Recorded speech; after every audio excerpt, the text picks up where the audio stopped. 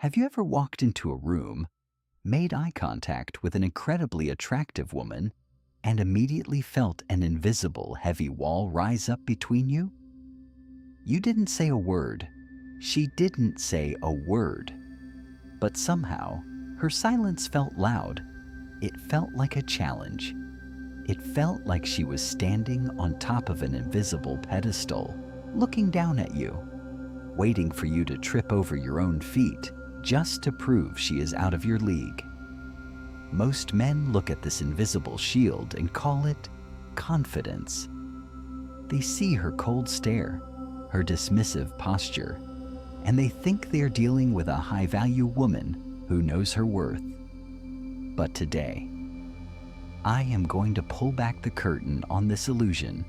By the end of this video, that towering wall of ego she carries around will look like nothing more than a fragile sheet of paper. All you will have to do is refuse to blow wind on it, and it will collapse on its own. Listen to me carefully, because what I am about to teach you is the absolute foundation of deep human psychology. The first mistake 99% of men make is believing that her ego is a sign of self-assurance. It isn't. From the second a beautiful woman enters society, she is bombarded with a specific type of feedback loop. In her inbox, on the street, at her job, she is constantly surrounded by desperate attention. Men throwing compliments, men offering favors, men bending their spines just to get a fraction of her time. She notices that every man treats her like a prize, so she adapts. She builds an armored shell, an ego, designed to filter out the noise. She behaves as if she is superior, because society has practically begged her to do so. But here is the golden rule you must memorize for the rest of your life.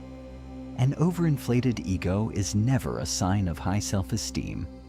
It is a defense mechanism for deep underlying insecurity. A woman's value in the modern dating landscape is heavily tied to her physical appearance.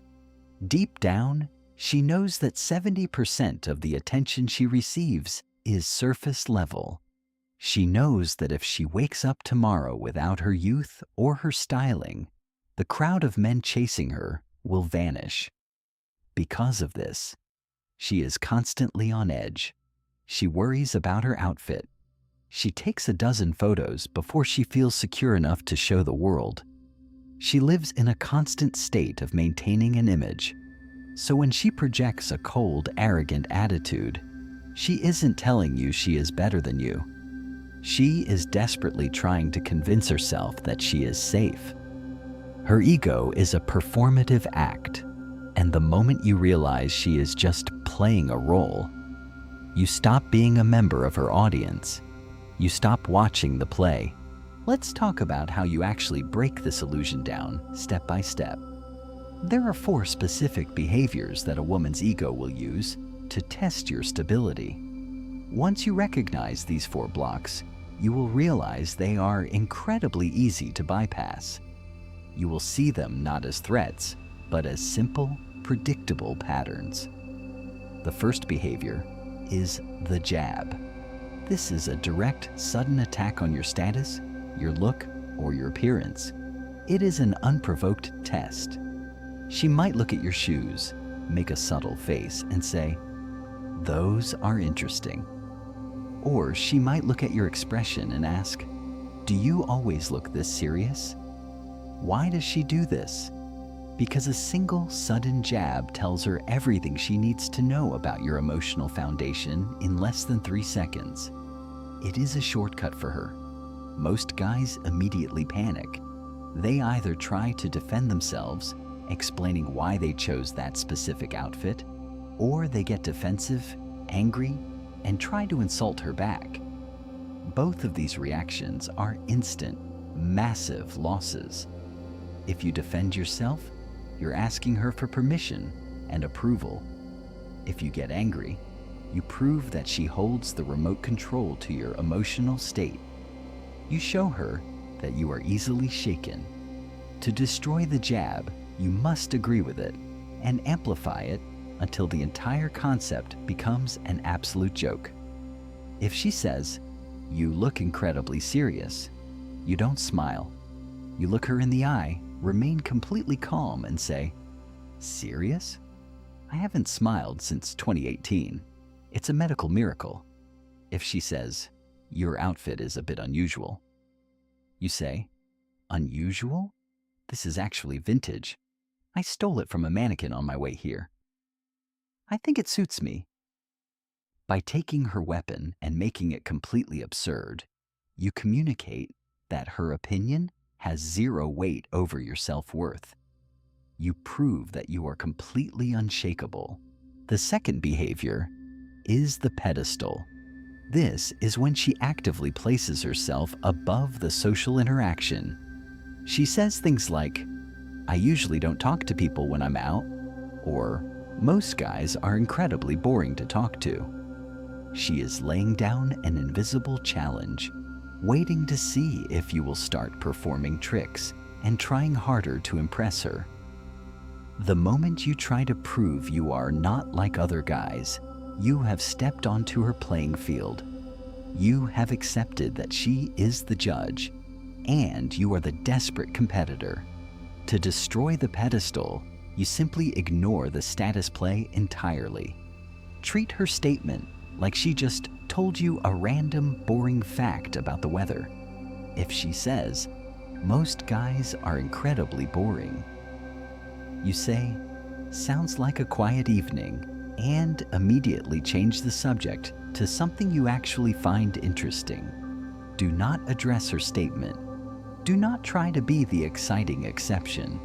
By treating her high status as completely irrelevant to your reality, she is forced to step down from her pedestal just to join you in a normal conversation. The third behavior is the silent wall. This is the classic cold shoulder. Short, cold, one-word answers. Yeah. Sure. Maybe. Silence makes weak men panic and talk. When a man feels the coldness of a wall, he starts asking endless questions like an aggressive interviewer. He tries to force the interaction to work. Never chase a wall.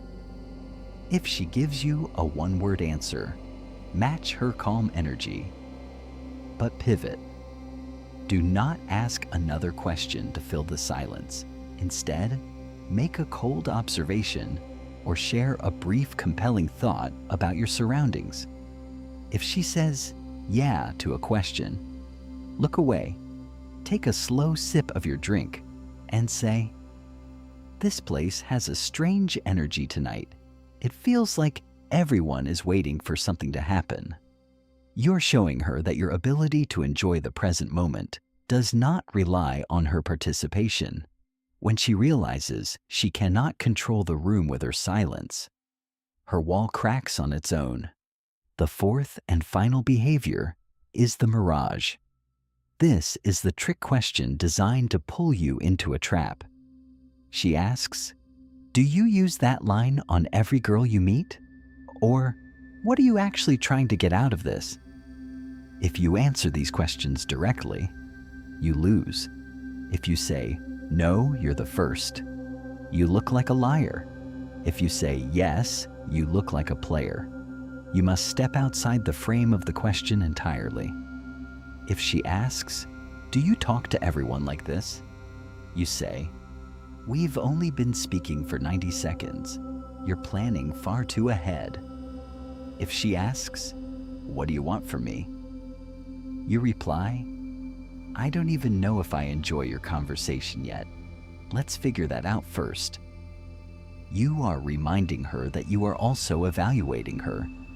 The interaction is a two-way street. The moment you stop reacting to the theater of the ego, the illusion completely vanishes.